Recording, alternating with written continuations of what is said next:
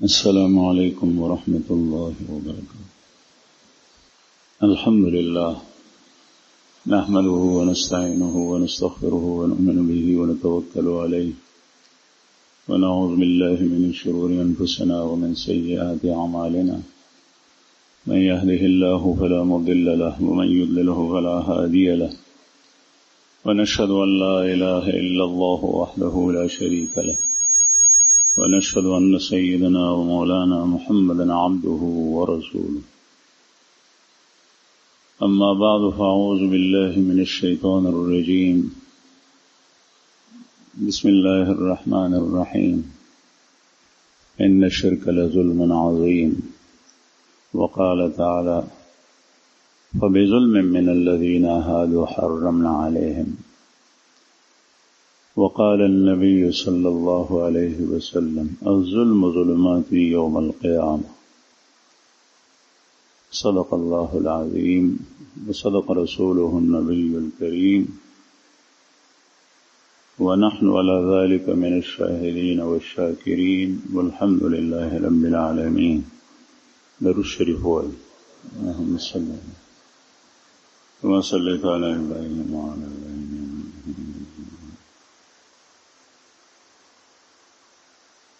عزتمنو مسلمانانو ورونو تدی موبایل باندې یو واقعا گردش کئی چې پسوات کې یو ماشوم قاری او استاد سبق باندې په چوټۍ باندې وهله او بیا وهلو کې او ماشوم مړ شوی. دا انتهایی صفاکانه ظالمانه واقعه ده. د یو کس عمل له دا ظلم دی په یو کس باندې شوی. الله جل شانه ظلم نه خوښي. دا الله پیغمبر ظلم نه خوښي.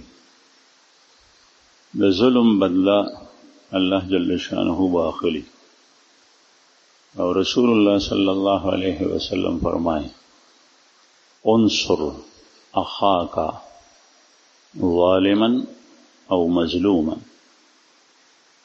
اپنے بھائی کی مدد کرو چاہے وہ ظالم ہو یا مظلوم ہو. د خپل رور مدد کو اغه ظالم بھی او کاغم مظلوم. دی واقعی پس منظر پیش منظر کے مسلمانانو دا غزے حاضرینو مسلمانانو نور مسلمانانو ذمہ داری سره د حکومت ذمہ داری سره سکول دا سے موقوع باندې پکاري. دا هغه خبر عرض کول غواړم او کیږي څه ذمہ داری سره او کیږي څه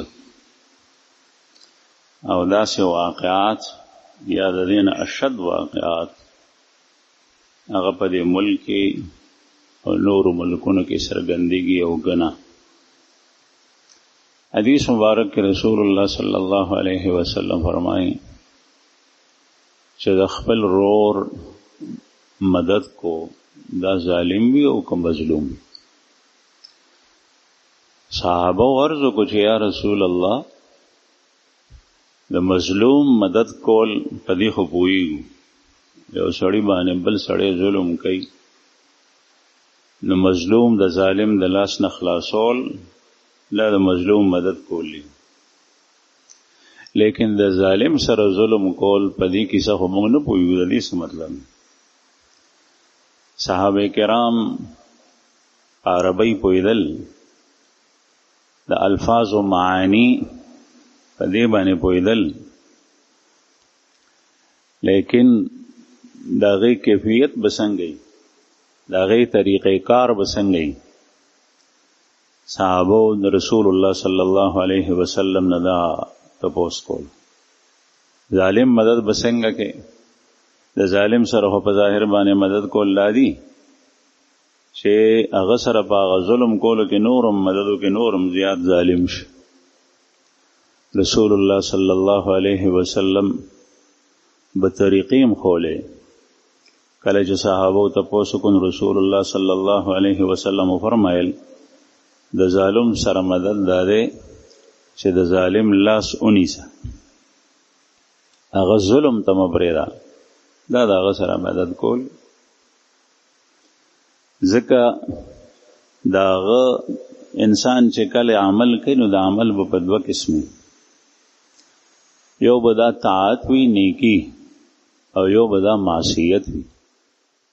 طاعت په کولو کې د مسلمان ورور سره تعاون او مدد هغه دا دی چې ته د هغې لارې هغه ته خلاصې کړه، شا به نور وړاندې شه، نیکي وکړه، په ښه طریقې سره یې وکړه چې الله جل جلاله راضي شي.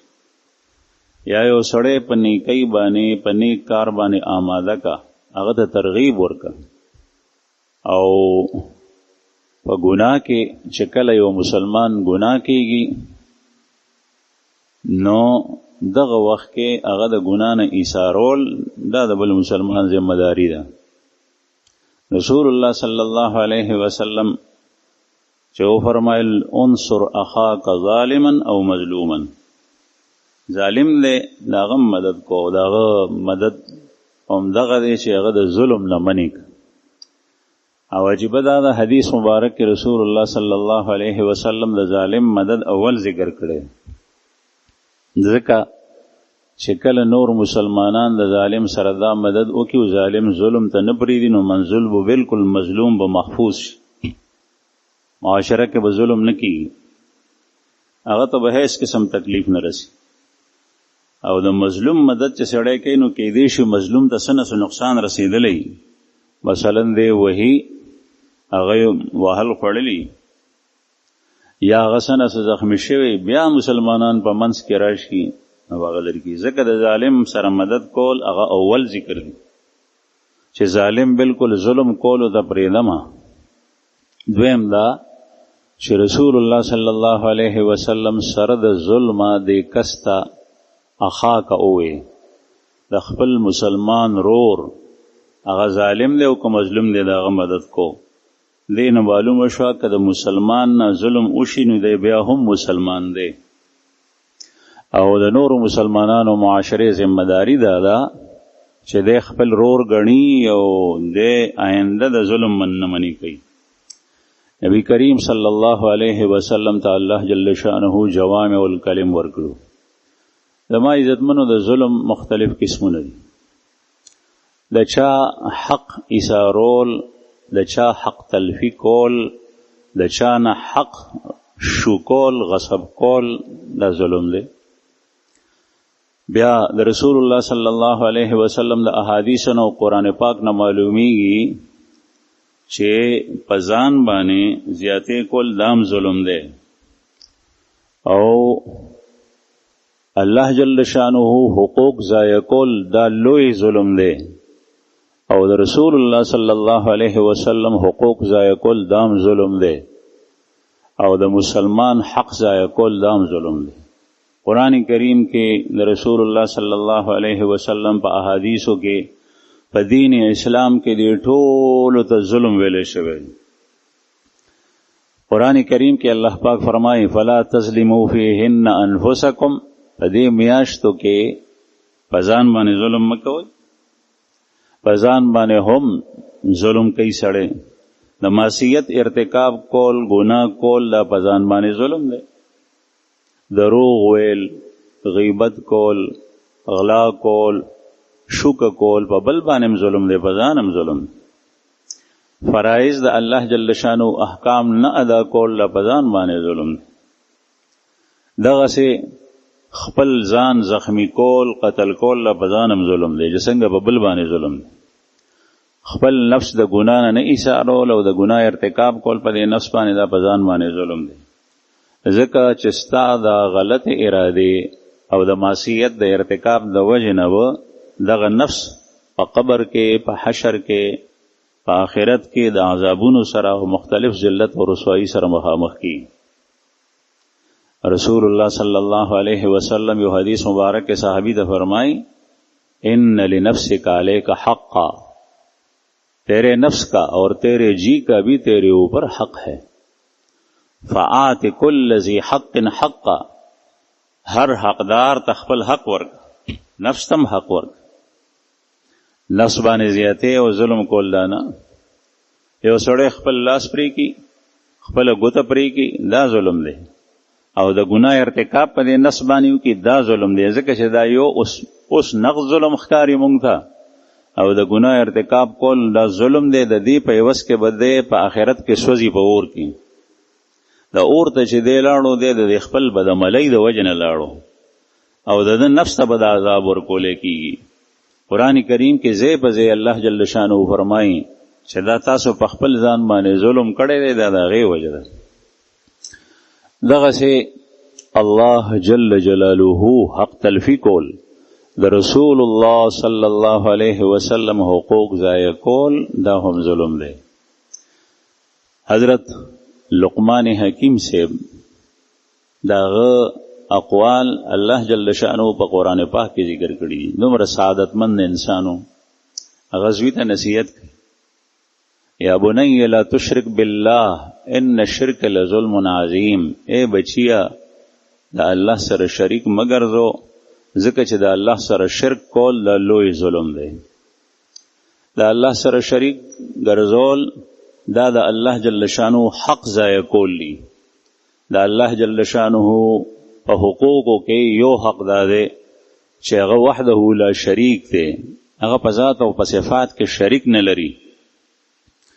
او ته په ذات کې یا په صفات کې د الله جل شانه سره شریک ګرځې، دا د الله جل شانه حق ضایع کول. ځکه دې ته لوی ظلم وي. یو حدیث مبارک کې نبی کریم صلی الله علیه وسلم نه صحابو ته پوښتنه چې یا رسول الله قرآن پاک کې الله جل شانه فرمایي چې هر یو چې چا نه ظلم شوی دی د هغې به د هغه سره حساب کېږي، او ظالم به د خپل ظلم د وجه نه هلاک کېږي. فاینا لم یظلم، بیا به مونږ کوم یو کس داسې دی چې هغه څه نه ظلم نه دی کړی. صحابه کرام په دې پوهېدل چې ظلم څه شی دی، خطا کول، ګناه کول، د چا مخلوق سره زیاتې کول لا ظلم دی. نبی کریم صلی الله علیه وسلم ورته فرمایل چې تاسو د لقمان دا قول نه دی اورېدلی ان الشرک لظلم عظیم، یې نه مراد شرک دی. یعنی الله جل شانه دا ظلم نه معاف کوي، دا ظلم نه معاف کوي. د نورو ظلمونو حق تلفی به وشي، نو د الله جل شانه حق ضایع کول لا ظلم دی. د رسول الله صلی الله علیه وسلم پر رسالت باندې ایمان راړو نه پس بیا د نبی کریم صلی الله علیه وسلم د لارې د هغې د سنت اتباع نه کول دا ظلم دی، د هغې حقوق ضایع کول دي. او په هغې باندې د سره ایمان نه راړل لکه څنګه چې کافر قومونه کوي، دا غټ ظلم دی، دا ابتدا د ظلم ده. او هر چا نه به د خپل ظلم مطابق تپوس کېږي، هغه ته به سزا ورکولی کېږي. دغسې په بل باندې ظلم او زیاتې کول دا ظلم دی.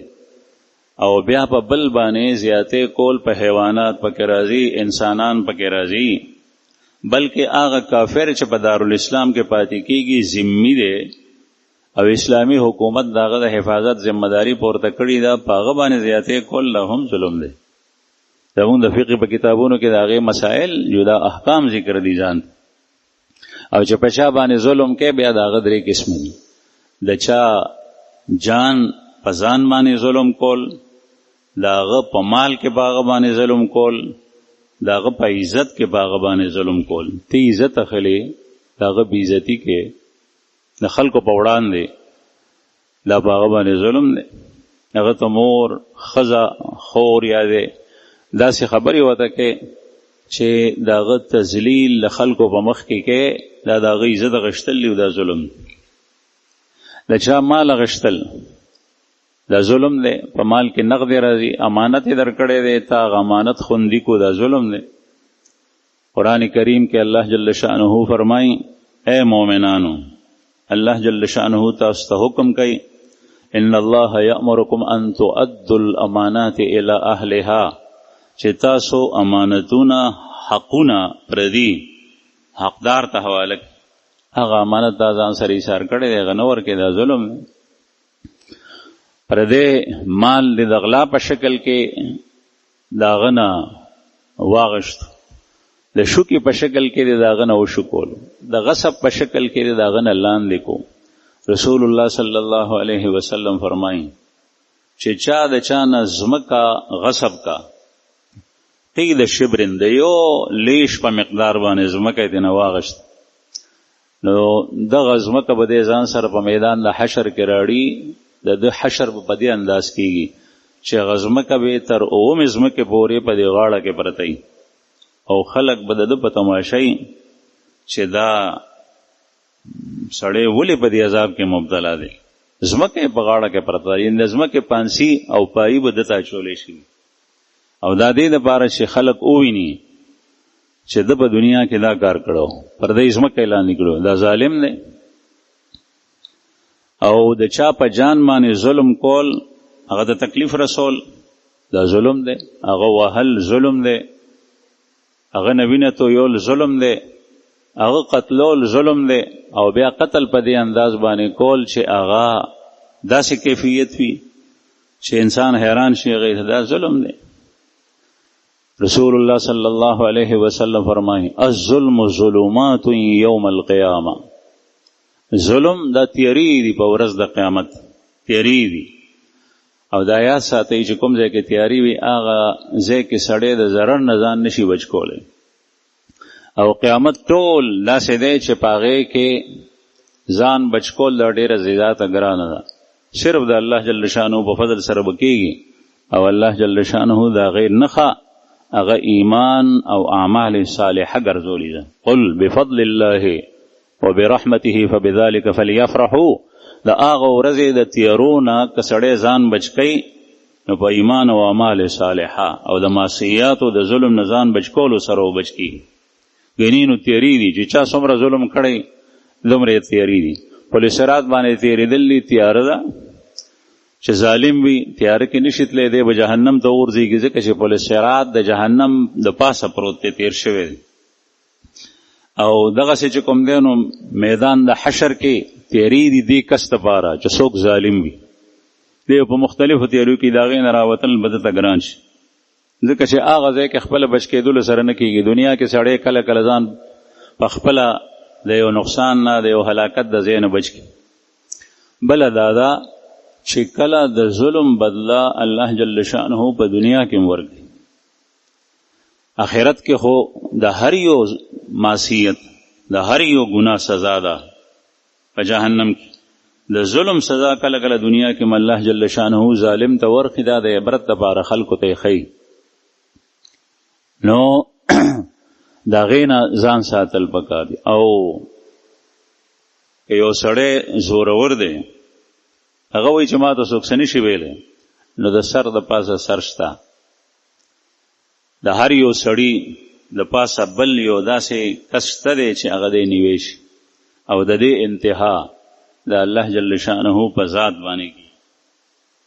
ما مرګرو ته واقع بیانوله، یو بادشاه هغه ځان ته باغ جوړ کړی و، هغې باغ کې ونې د سورې ونې، میوهدارې ونې، قسمه قسم ونې وې، ډېر خشخشته ځای جوړ کړی و، پکې مارغان او مختلف څیزونه و پکې. هغې دپاره مالیان ساتلي وو، مالی چې د باغ خصمانه کوي، او بخور ګوډ وغیره. او بیا یو وخت مقرر کړی و چې په دې وخت کې به بادشاه په خپله باندې دې باغ کې چکر وهي، یا د هغه د کور افراد، بل څوک به دې وخت کې په دې باغ کې نی. او که چېرې څوک په دغه وخت کې ولیدی شو نو هغه ته به سخته سزا ورکولی کېږي. نو یو ځل یو مالی او بادشاه ته به د روزانه د باغ کارګزاري هغه مالیانو اوروله چې صاحب نن داسې وشو، که چېرته ناشنا واقع به وشو بیا به یې ورته وي. له یو مالی رالو بادشاه ته وایي چې بادشاه په باغ کې هغه فلانکۍ مرغۍ وه، پیشو راله هغه مرغۍ وخوړه. او بادشاه ورته وایي چې د دې پیشو د پاسه هم یو سر شته دی او د دې یو وخت مقرر دی، دا به یو ځل سر خوري. بیا سره دې تېرې شوې، بیا د مالی کار کولو یو مار چتن غټ مار راووتو هغه پیشو باندې حمله وکړه پیشو یې وخوړه مړه یې مالی د دغه ورځې کارګزاریم بادشاه ته واوروله وی چې بادشاه سلامت نن خو هغه پیشو مړه شوه څنګه مړه شوه دغسې مار رالو مار پې حمله وکړو مار بیا په بډو کې پټ شو بادشاه ورته وایي چې د دې پیشو دا د مار هم یو رشته دی دا به هم سر خوري دا مار د د پاسه هم سر شته دی به نه پاتې کېږي ورځې تېرې شوې بیا یو ځل همدغه مار راوتی دی د مالی ولیدو د سره په لاس کې کوداله ولاړو هغه مار یې پې مړ کړو چې مار یې مړ کړو نو مالی رالو بادشاه ته وایي چې بادشاه سلامت هغه مار نن ما مړ کړو بادشاه ورته وایي ستا مې یو ورځ مقرر ده او تا د پاسه هم سر شته دی ته به هم سر خورې یو ورځ داسې چلو شو چې دا مالی په کار کې لګیا دی ونې ته ختې دی ونې نه اوچې څانګې وهي باغ صفایي خیال به یې ساتلو په ونه کې ناست دی چې وخت یې وکتل نو د بادشاه د راتلو وخت باندې ډېر وخت اوړېدلی اوهو دا خو بادشاه باغ ته راغلی هغه ونې را کوزېدو کې چې ګوري نو بادشاه یې ولیدو بس فوراً په هغه ونه کې غلی شو اوس که کوزېږم ما بادشاه ویني هغه ونه ګوره ونه وه د هغې ګڼې پاڼې وې په هغې کې ځان پټ کړو اتفاقي طور سره بادشاه سره خپله کور والم وه ښځم به وسره هغه یې راله له دې ونې لاندې تېرېدل نو یا بادشاه وی یا ښځې وویل چې دې ونې سوري ته کینو چې دلته یخ سوری یخ دی دواړه کېناستل بادشاه ډډه ولګوله چې بره یې وکتل ونې ته ګوري نو هغه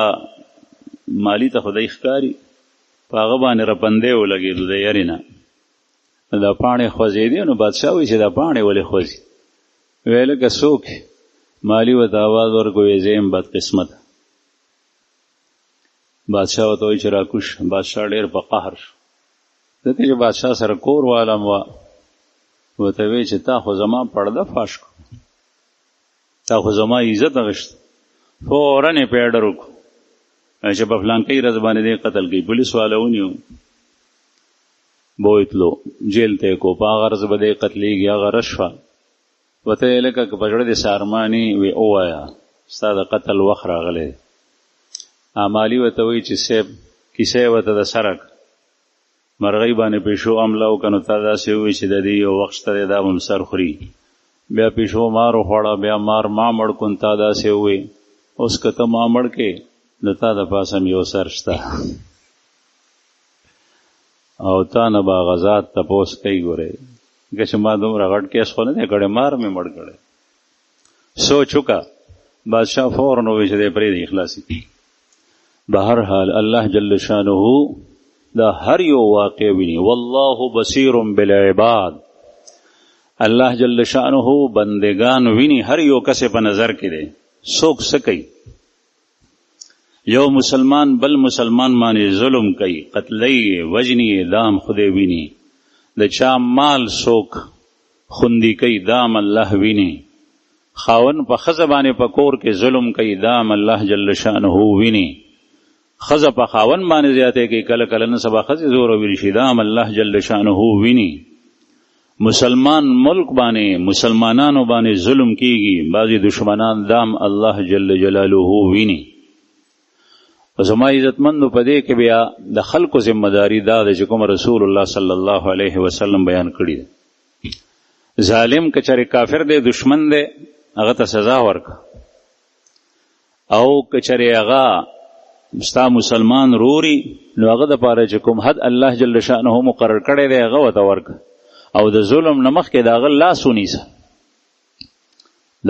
ونیسه هغه ته سزا ورکړه د ظلم کولو نه پس د ظلم نه مخکې هغه د ظلم نه ایثار که منع که چې ظلم نه کوي لیکن دلته داسې عجیبه منظر وي چې تماشه کیږي او چې کله بیا ظلم وشي واقع وشي د هغې نه پس د هغې پرچار د هغې تشهیر نن سبا داسې شی لویه فتنه راوتې ده چې دنیا ته هغه خبرې ورسي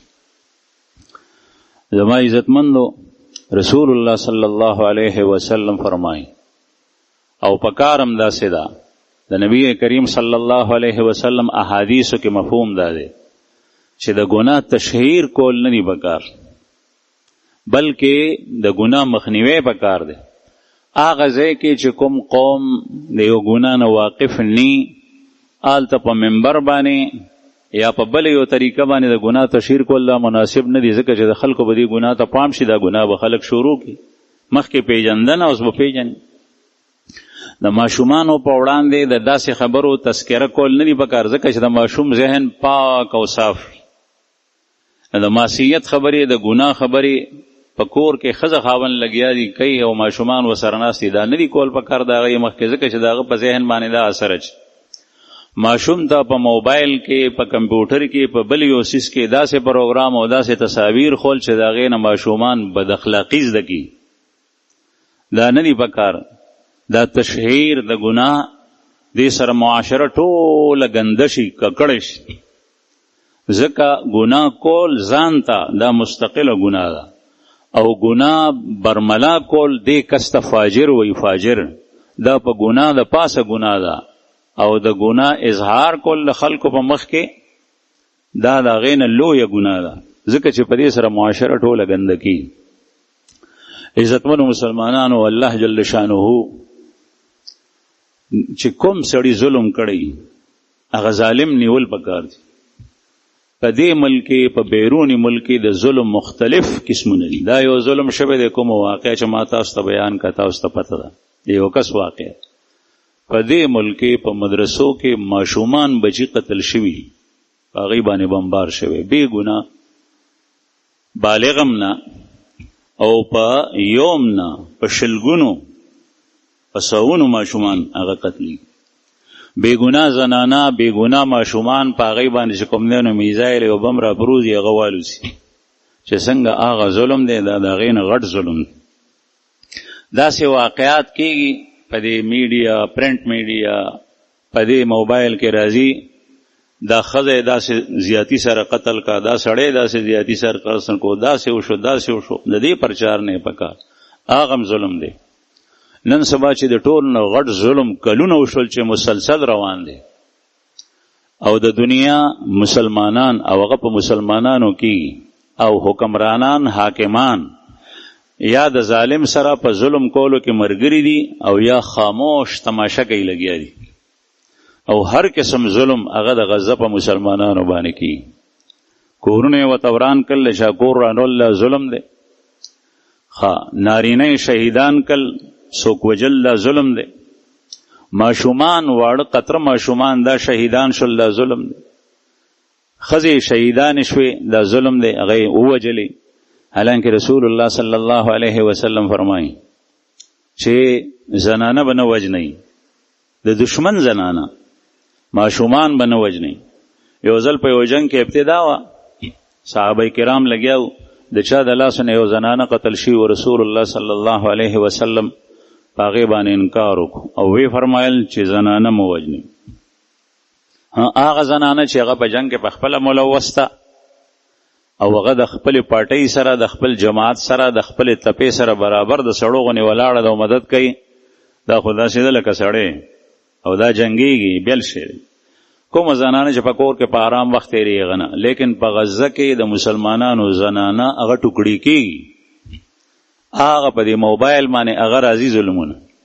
بعضې مسلمانان ملکونه په دې صفاکیت کې، په دې ظلم عام کې د کلونو دراسي کېږي، هغې کې هغې سره ملګرتیا کوي، هغې سره اتحاد دی، د هغې په حق کې اواز اوچتوي، هغې سره تعاون کوي، دشمن سره، هغه مظلوم مسلمان سره نه. بعضې حکمرانان هغه تماشه کوي او ګوري، حالانکه که چېرې مسلمانان حکمران یو څو ملکونه اواز یو کړی وی، پورته کړی وی، په دشمن باندې د هغې اثر دی، او دشمن بزدله دشمن دی، هغه بیا ټینګېدی نه شو، صرف هغه اواز ته. لیکن دا نه کېږي، د هغې خلاف اواز نه پورته کېږي، نو زما عزتمندو دا هم ظلم دی. په دې ملک کې علماء کرام یو سلسله روانه ده، مسلسل شهیدان کی، مسلسل د یو عالم قاتل تر اوسه پورې 19 شو معلوم نشو.